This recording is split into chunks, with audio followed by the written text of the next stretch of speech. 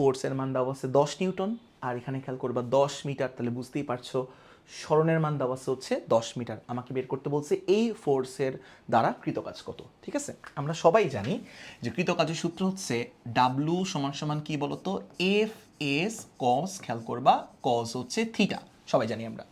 So কৃতকাজ বের করতে হবে, ডাব্লু বের করতে হবে, ওকে বের করবো, কোনো সমস্যা নেই। এফ মানে বল, বলের মান দেওয়া আছে কত 10, আচ্ছা ওকে, এখানে আমরা 10 বসালাম। এস মানে হচ্ছে সরণ, সরণের মান দেওয়া আছে কত 10 মিটার, দেখো বুঝতে এখান থেকে এখানে সরণ হচ্ছে তার, তাহলে এটা হচ্ছে আমাদের 10 মিটার। কজ হচ্ছে থিটা, এই জায়গাটা অনেকে ভুল করে, অনেকে থিটার জায়গায় লিখে ফেলে কত জানো 150 ডিগ্রি, কিন্তু আমরা এই ভুল করবো না।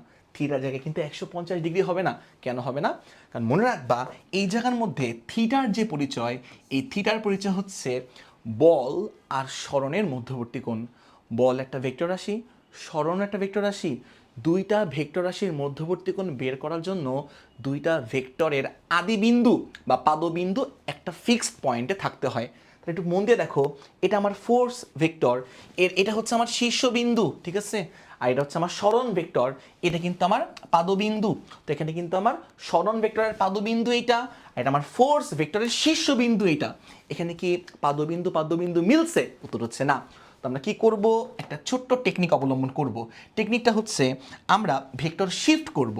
এই ফোর্স ভেক্টরটা এখানে ছিল, এখান থেকে আমরা ফোর্স ভেক্টরটাকে শিফট করে দেখো তার মান এবং দিক একই রেখে দেখো আমরা নিজ অক্ষ বরাবর শিফট করলাম, এই জায়গা থেকে আমরা এখানে নিয়ে আসলাম। দেখছো ফোর্স ভেক্টরটাকে আমরা এইখান থেকে এক জায়গা থেকে আরেক জায়গায় নিয়ে গেলাম। একটা ভেক্টরকে তার মান এবং দিক একই রেখে এক জায়গা থেকে আরেক জায়গায় স্থানান্তর করা যায়। তো আমরা কি করব, এই ফোর্সটার এখানে নাই, এই ফোর্স ভেক্টরটা মনে করো এই জায়গায় চলে গেছে, মানে শিফট করছি আমরা, ভেক্টরে স্থানান্তর করছি।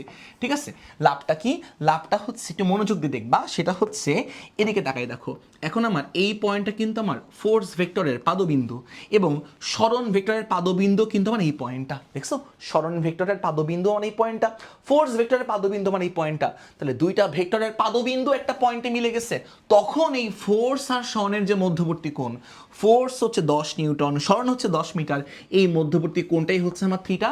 তাহলে পুরোটা যদি আমার 180 ডিগ্রি হয়, এটা 150 হলে এটা হবে আমার কত বলতো 30 ডিগ্রি। তাহলে এখানে একটু খেয়াল করবা, ফোর্স এবং সরণের মধ্যবর্তী কোণ কত আমার 30 ডিগ্রি। মেক শিওর সরণ ভেক্টরের পাদবিন্দু হচ্ছে এইটা, এটা আমার সরণ ভেক্টরটা খেয়াল করবা, তার পাদবিন্দু হচ্ছে এইটা, এটা হচ্ছে ফোর্স ভেক্টর খেয়াল করবা, তার পাদবিন্দু হচ্ছে এইটা। দুইটার পাদবিন্দু একটা পয়েন্টে মিললে তখন সেখানে যে কোণটা উৎপন্ন হয়, যে কোণটা উৎপন্ন হয় সেই কোণটাই হচ্ছে আমার দুইটা ভেক্টরের মধ্যবর্তী কোণ।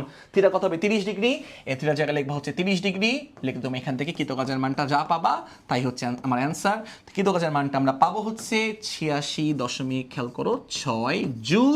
তাহলে অ্যান্সার হবে হচ্ছে ক।